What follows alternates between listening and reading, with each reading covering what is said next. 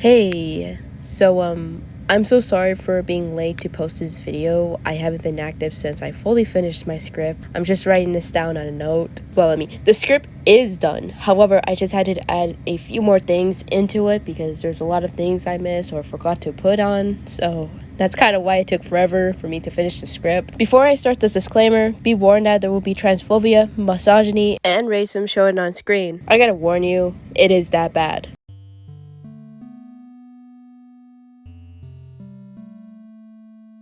You know, it's about time I make a video that focuses on commentating on a media that I really like watching. So with that, I want to show you my review on a character that may or may not be an issue. Anywho, what did I think about the episode? The characters in there were the same, and surely something will happen in the episode where they all work together, with Jax getting his very own episode where he's supposed to be the main focus. Oh, that was it? Okay. Hi, welcome back to my channel. You're probably disappointed by the ending too, so no worries. Sometimes we just have to be grateful about it. Oh, I see the title. Since my thumbnail was kind of convincing enough for you to click on, Jax is going to be the main focus I wanted to talk about. But first, there has been a bigger impact that changed the fandom forever. This being a headcanon that was once spread around in the fandom, and it finally became canon. Jax is not just a toxic guy who has insecurities, but rather something else. Gather around for the gender reveal.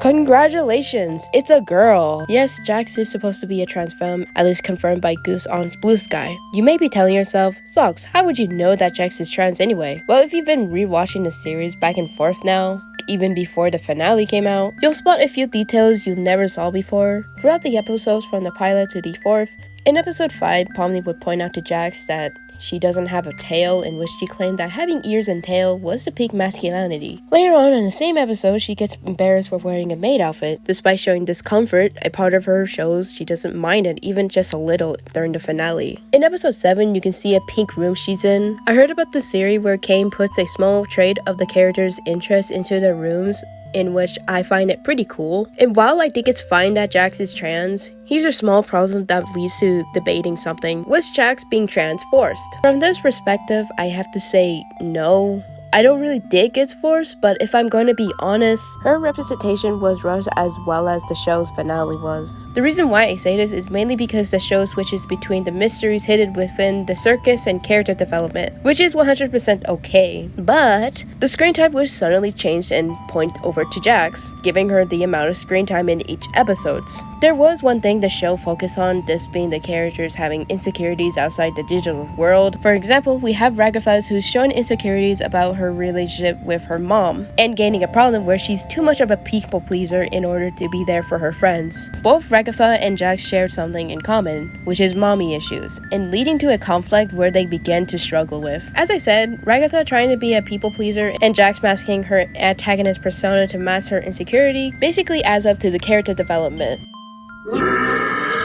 in which that episode was supposed to be Ragatha's, but it turned out to be Jax's episode as well, so that's confusing. Jax has shown her main insecurity, gender dysphoria, but because the show had misled everyone into thinking Jax was leaning into being trans mask due to her trying to fit into masculinity or leaning into questioning her gender identity, nobody was able to get the hint. Hell, it even led Goose, the creator of the show, to confirm Jax was supposed to be trans femme. Keep this in mind, by the way. For the ending, it leads to several conflicts where they seem to come up with arguments where nothing adds up to the ending. For example, Jax's redemption. It leaves out the question that probably won't be answered by Goose herself, in which there's no way of saying Jax was difficult to open up when Pomni went out of her way to help her. And since Jax is a self-insert for Goose's personal experience, and Goose is well known for giving out hints in the circus, as well as the characters, Goose is a talented person, going from making animations to music for fandoms, and to making her own series. Seen from the first pilot, it was definitely going to be a wild ride. But now that we reached this conclusion after the final,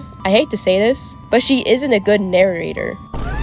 I know it's very shocking, and it's a crazy thing to admit that, but seeing how she focused more on Jax's character, and it felt too soon for her to show what she was really hinting at. Jax being trans was just out of the blue. Yes, there are some hints that leads to Jax being trans, or at least trans-coded. But seeing how her character was revealed too soon shows how the storytelling doesn't give us, the viewers, any time to progress on what we just saw. Don't get me wrong, the hints were invisible, and it is easy to point out Jax being peeled off was to present her identity, one that was kept away from everyone except for her friend Ribbit. However, this scene can also represent her vulnerable state and how she's afraid of being laughed at for wanting to be herself. Despite the representation being supposed to be Jax's spotlight, we're forgetting one character that made sense for the audience in a simple way, where despite how little information the character has, Zubul is heavily implied to be non-binary. They felt insecure about their body because they can't find body parts that fits them. This would symbolize body dysmorphia. We notice because Zubul has vented out to Kane about this. To put the cherry on top, Zubul is based off of a toy to match their insecurities, to match what parts will fix the problem. That is why Zubul falls in the trans umbrella and seems to have an interesting trans representation. The only difference between the two is that Jax is in denial about her identity while Zubul is struggling with their identity. Jax leans into mocking Zubul for their bold approach by calling her out and wearing a maid outfit to mock their neutral gender during their funeral. Jax gets jealous of Zubul because of how confident Zubul showed about their identity, something Jax hasn't shown before. So seeing him as a joke just so she wouldn't take them seriously does explain why Jax was always provoking them. Zubul is hurt if she just found comfort by getting help, something that Jax had completely lost the opportunity to, which is why Zubul's representation felt simple compared to Jax. It's heavily implied and it works perfectly for both Jax and Zubul's identity falling into the trans category. Although the storytelling was rushing through each episode as well as getting Jax set up, I can tell that they wanted to make Jax important to the story,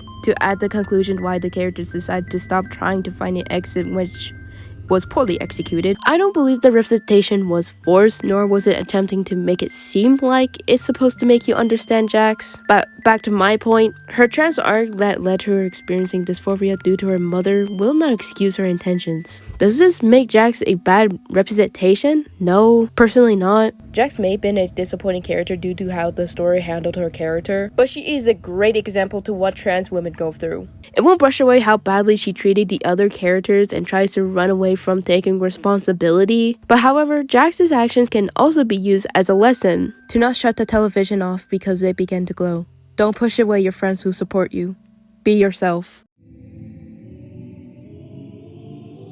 Jax is the best example of a trans woman trying to deny her identity from her mother and other people by experience. That is why it isn't a bad representation. It may come off unwanted to you, but once you think about it, it puts the puzzles together. Jax is a complicated character. I believe we already know that. Her character would have been better if written differently instead of excusing her flaws though. She could start developing small at first, but grow a small bit of redemption when talking to Pomni. Her redemption doesn't have to be perfect in order to make her interesting, but it's enough for Jax to realize what she did was wrong. It doesn't make sense, and yes, it's corny to say that, but having Jax as the character to learn about instead of the full story is interesting. To learn about why she separates herself from the crew. That's about what I can say about her character. Just let me know on what you think what Jax would be if you were the writer.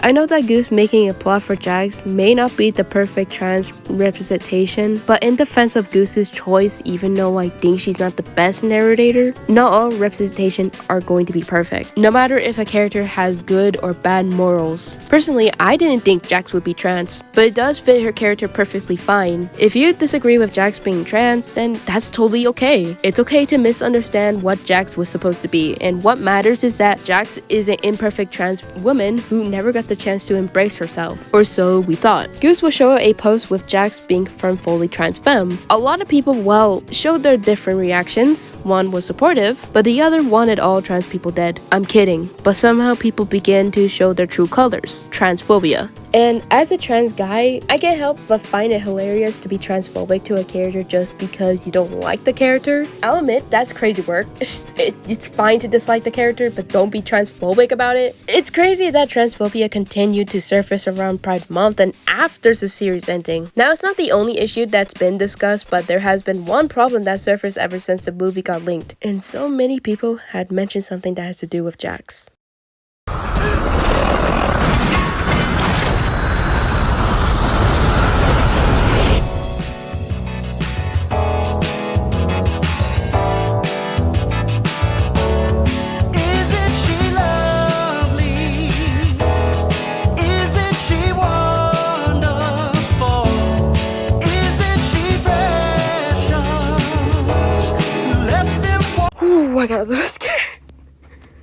Yeah.